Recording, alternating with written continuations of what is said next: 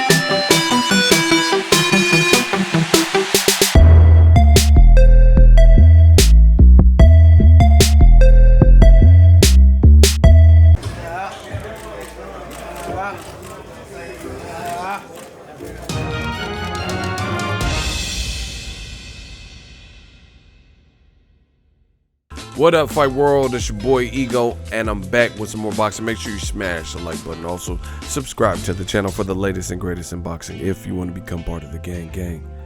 Notification gang, please hit the bell icon. Shout out to the super chats, channel donations, the Venmo donations, and the Patreon family. We working. Before I get started, Box Fan Expo is coming May 4th, Las Vegas, the same day as Canelo versus Jacobs. And check it out. Purchase tickets from me directly, helps the channel. I am an affiliate. Get your tickets. You don't want to miss it. Tons of fighters going to be there. It's just a great time to mingle with and co-mingle with boxing fans. Boxers are going to be there, etc. Main event, Canelo versus Jacobs. Great middleweight unification. It will be on DAZN. And we'll see how the fight plays out. But you guys seen the clips at the beginning.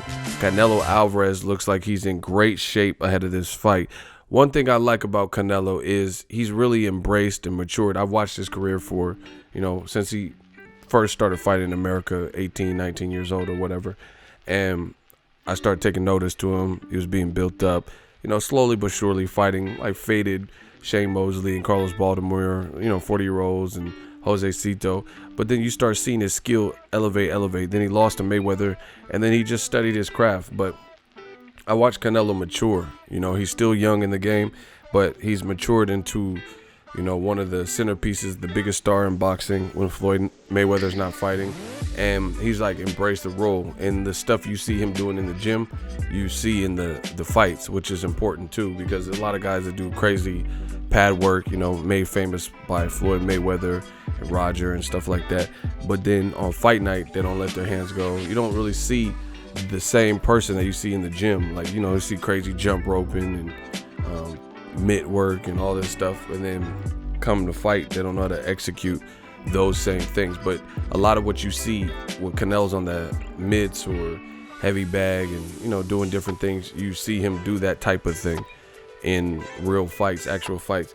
And he's really just taking the crown, making a lot of money in the sport, being one of the prime faces in the sport, and he's representing boxing the right way, in my opinion.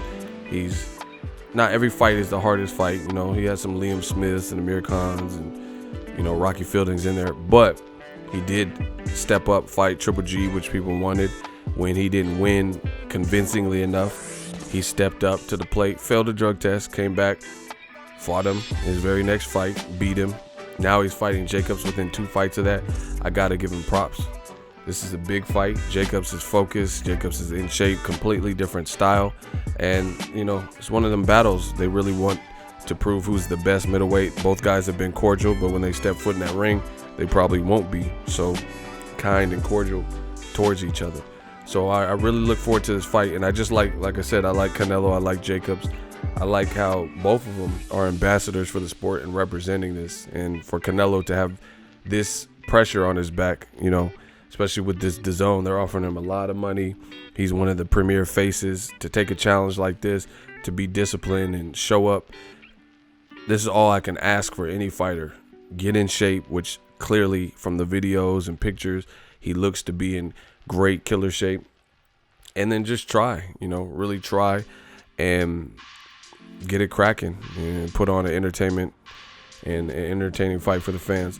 Also, this fight will be for the Mayan belt with the WBC, so they have, you know, a little special edition belt for it. There hasn't been too much on the build-up, trash talking, anything like that. I don't think it's really either guy's cup of tea. Jacobs will engage in it, like, you know, the situation with Charlo in the hallway and stuff, but if it's up to him, he probably, you know, he'll keep it cool and really just focus on, he's a grown man, you know, so focus on the training. And Canelo's been cool, Jacobs have been cool. Neither guy's like, you know, dissing.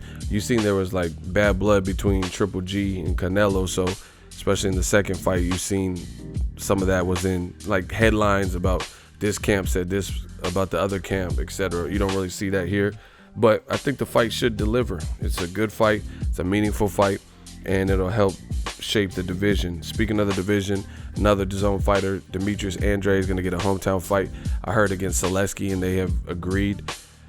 So that should be announced too. So we're just going to keep getting the fights. You know, the most disappointing news in recent middleweight news for me, not from Canelo, not from Daniel Jacobs, not from Jamal Charlo, and it's not from Demetrius Andrade or Zaleski. It's from Gennady Golovkin. He's on a 2-city press tour or press conferences fighting Steve Rolls at a catchweight. So he's fighting a super middleweight instead of fighting him at 168 even. He's sucking him down to 164, pause. And he's fighting someone who's unknown, not really regarded as like the man to beat, 35, and a lot of Americans haven't even been privy to him. I don't even see how DAZN is willing to pay what they're reported to pay Triple G for an event like that, because I don't see how you get a return on your investment versus Zaleski, Andrade. You know, that's not a bad fight. Plus, it'll afford the opportunity for Andrade to fight at home, I think at the Dunkin' Donuts Center or whatever it's called. Canelo versus Jacobs. You know, these are just good fights and better fights and seem to make more business sense. I really don't understand the angle with Triple G, who wants to fight Canelo again, and it looks like DAZN wants Canelo Golovkin 3 trilogy fight, but then they're putting him in there with the super middleweight at a catchweight, and then on top of that, it's a super middleweight where it's not like Caleb Plant or David Benavidez or, you know, Caleb Smith, Zordo Ramirez, who just moved up to light heavyweight, but you guys get what I'm saying. You know, Jose Uzcategui.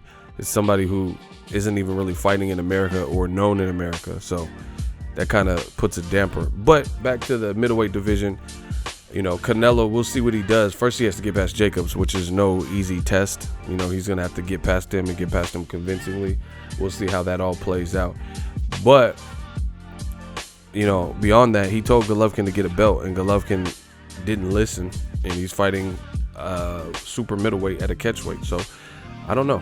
We'll see what happens in the first fight and see if who wins, and if Canelo does win, we'll see if he goes on back on his word or DAZN could convince for the trilogy. But, you know, not a good look for Golovkin. He seems to have criticized a lot of people about making business decisions, not being a true fighter, said he won all the belts, and yet and still he's not really showing that.